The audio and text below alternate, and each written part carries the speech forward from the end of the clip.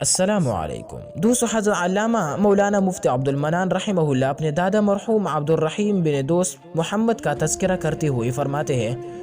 دادا جان ایک بازار میں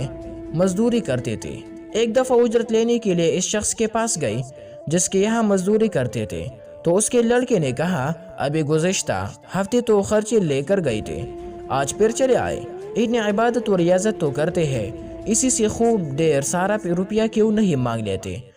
دادا جان نے ان کو کوئی جواب نہ دیا، فوراً گھر واپس لوٹ آئے اور دیر تک یہ فرماتے رہے، کیسے لوگ ہیں یہ، مسلمان کہیں جائیں گے، اللہ کا نام لینے اور بندگی کرنے پر طعنہ دیتے ہیں،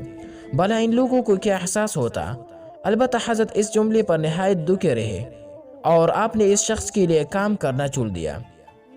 مفتی عبد المنان رحمہ اللہ نے مزید فرمایا، اللہ تعالیٰ کسی کی سرکشی پسند نہیں فرماتا۔ میرے زمانے تک وہ لوگ زندہ رہے، سارے اکلوف ختم ہو گئی تھی، ان میں ایک صاحب تو اس طرح مرے کہ مرتے دم انہیں کوئی ایک چمچہ پانی دینے والا نہ تھا، حالانکہ 3-4 جوان بچے موجود تھے۔